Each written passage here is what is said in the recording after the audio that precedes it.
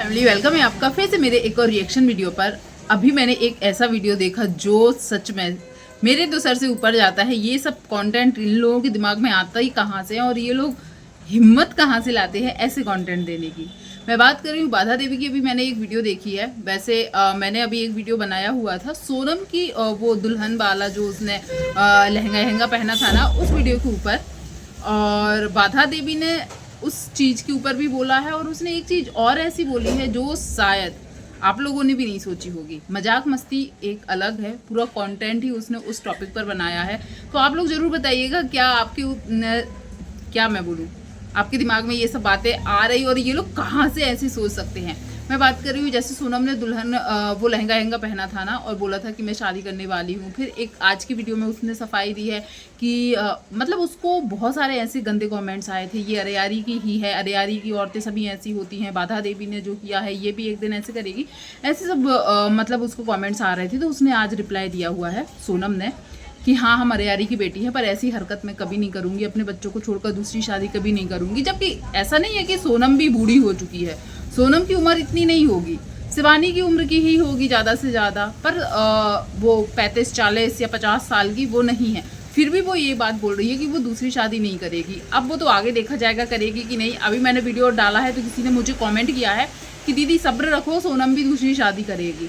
तो ये भाई आगे के लिए छोड़ दो, करेगी कि नहीं करेगी हम आप कोई नहीं होते हैं, कोई क्या करेगा क्या नहीं करेगा उसकी भविष्यवाणी करने वाले। पर मैं तो ये वाला वीडियो बाधा देवी की वीडियो देखकर आई हूँ जिसमें उसने बताया है कि उसके कंटेंट को कॉपी किया है कुछ लोगों ने। बहुत अच्छी बात है, मेरी वजह से मेरी दया से लोगों को कंटेंट मिल रहा है, कंटेंट बनाएंगे तो व्यूज़ आएंगे और उससे वो पैसे कमाएंगे। चलो यही मैं पुण्य कर रही हूँ कि 4 लोग मेरी कॉपी करके पैसे कमा रहे हैं। मतलब बाधा देवी को लग रहा है उसकी वजह से लोग पैसे कमा रहे हैं। ये चीज़ तो छोड़ ही दो। उसने जो एक चीज़ और बोली है मैं उसके ऊपर बात करना चाहूँगी। उसने बोला है सीरियसली रियल में, वो बार बार ये शब्द यूज़ कर रही थी रियल में, सही बात बोले तो अब वो अपने पापा की शादी करने वाली है। हमने अपनी शादी तो कर ली है, अब पापा की शादी करने वाली है। सच में उसको ये नहीं लगता है कि वो उसी गांव में निकलेगी आएगी जाएगी, यहाँ तक कि उसके पापा भी गांव में आएंगे जाएंगे निकलेंगे। लोग किस नज़र से देखेंगे सोचो। जो बोल रही है कि वो अपने पापा की शादी करवाने वाली है। और उसने ये चीज़ भी बोली कि मजाक में मतलब एक कोई औरत है जिसकी शादी हुई थी, उसके पति ने उसको छोड़ दिया था, फिर वो पूरी लाइफ मतलब ऐसी ही रही, बिना शादी की रही है। तो वो बाधा देवी से कांटेक्ट की है और बोल रही है कि मुझे अपने घर में रख लो। कौन सी औरत होगी जो पूरी लाइफ ऐसे निकाल दी और अब बाधा देवी के घर में आना चाहेगी। तो ये बोल रही है कि अब शादी करने के लिए ऐसे ही ले आए या धूमधाम से पूड़ी और क्या मिठाई उठाई खाना है तो अच्छे से बारात लेकर जाएं। और एक चीज़ इन्होंने बोला है कि हमारे गांव का ट्रैक्टर जाएगा। तो जहाँ तक मुझे लगा है इसने शिवानी को टारगेट किया है यहाँ पर कि गांव का ट्रैक्टर जाएगा उसी से आएगी और मेरी मम्मी जो है मतलब जो होने वाली दुल्हन रहेगी, इसके पापा की वाइफ होने वाली जो रहेगी, वो कार से आएगी। सच में बच्चे भी इतनी बेतुकी बातें नहीं करते हैं। मतलब कैसे ये कर लेती है सिर्फ और सिर्फ कंटेंट के लिए।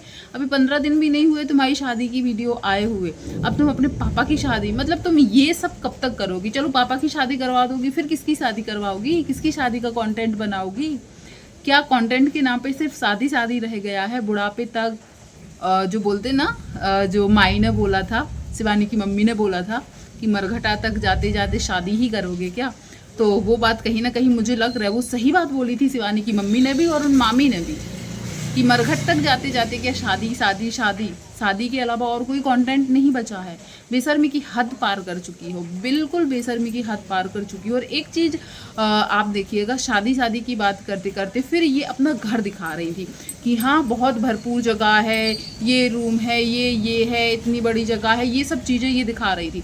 और खुद की शादी के टाइम खुद जब गरीबी का रोना रोती थी तो कैसे बोलती थी हमारी ये झोपड़ी है, ये है, रहने को जगह नहीं है, ये नहीं है, वो नहीं है।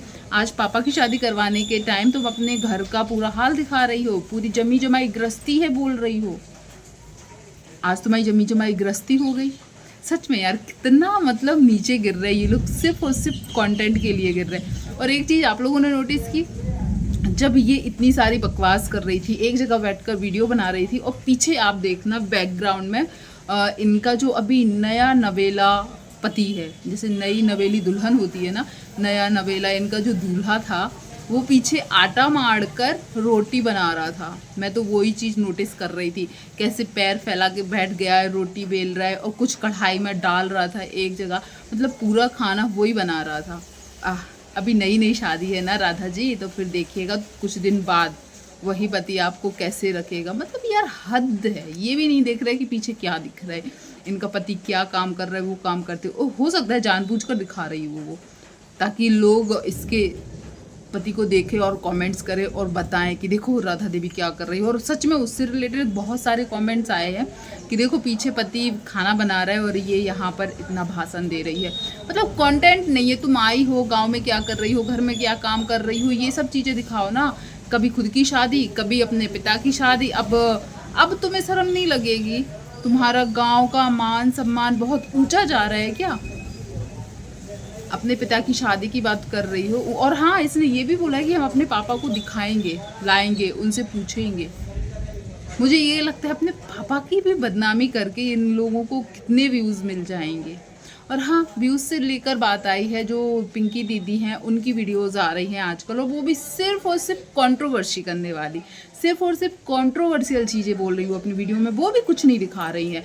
मतलब ब्लॉगिंग एक टाइम पर ऐसा टैलेंट होता था ना कि लोग सिर्फ अपने टैलेंट के बलबूते, एक बोलना, ब्लॉगिंग करने में भी बहुत ज़्यादा दिमाग और टैलेंट की ज़रूरत होती है।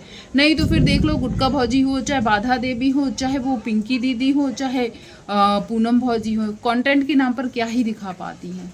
ब्लॉगिंग करना जिनको लगता है ना कि चाहे वो शिवानी हो, चाहे और भी बड़े बड़े क्रिएटर हो, बहुत सरल है, नहीं। मैंने भारती सिंह और हर्ष जो हैं उनकी वीडियोस में सुना था, उन लोगों ने बोला था कि ब्लॉगिंग को जो लोग हल्के में लेते वो बिल्कुल हल्का नहीं है, क्योंकि डेली एक कंटेंट दिखाना है तो मैं उसके लिए बहुत मेहनत लगती है, और हमें वही दिखाना है जो ऑडियंस को पसंद हो। नहीं तो बाधा देवी, गुटका वाली, इन लोगों के जैसे यदि तुम रोज़ रिएक्शन चैनल वालों के ऊपर बोलने बैठ जाओगी तो फिर हो गया। क्योंकि पिंकी दीदी जो हैं अरियारी की, इनको कितने दिन हुए सोशल मीडिया पर आए, पर एक भी अच्छा कंटेंट रहा गया इनका? नहीं। ये कंटेंट की वजह से बाधा देवी की शादी में गई थी, अब कंटेंट के लिए ये रिएक्शन चैनल वालों के पीछे या उनकी वीडियोस ही देख रही हैं, और अब मुझे लगता है ये आगे जाके बाधा देवी से ही कंट्रोवर्सी करेंगी। हाँ चलो तो भैया, और हाँ, बाधा देवी ने बोला है कंट्रोवर्सी करने वालों ध्यान से सुन लो, एक और शादी आ गई है और उनके पापा की शादी है तो ज़रूर आना है। मतलब उन्होंने ये आगाज़ दे दिया है कि भाई अब आगे कंट्रोवर्सी होगी। तो चलिए हम लोग देखते हैं कंट्रोवर्सी करने के लिए या कंटेंट के लिए ये और कितना नीचे गिरेंगी, और क्या ये सच में अपने पापा की शादी कर देंगी? भाई कोई भरोसा नहीं है। जो नकली ननद ला सकते हैं, नकली ससुराल वाले ला सकते हैं, किसी के भी घर को ससुराल बताकर उसमें गृह प्रवेश कर सकते हैं, तो ये अपने पापा की शादी के लिए कोई भी औरत पकड़ के ला सकती है। कोई भी औरत से मुझे याद आया, एक कमेंट मैंने पढ़ा, उसको पढ़ के मुझे बहुत ज़्यादा हंसी आई, जिसमें लिखा था कि यदि तुम्हें नहीं मिल रही है ना अपने पापा के लिए कोई औरत जो उससे शादी कर ले, तो स्टेशन पर चले जाना, स्टेशन पर बहुत सारे लोग बैठे रहते हैं। मुझे ये अच्छा नहीं लग रहा है कि स्टेशन पर जो बैठा रहता है उसका भी खुद का एक लाइफ होता होगा, पर जो कमेंट्स मैंने पढ़े तो मुझे उसमें हंसी आई कि लोग भी किस किस टाइप का सोच सोच के कमेंट करते हैं।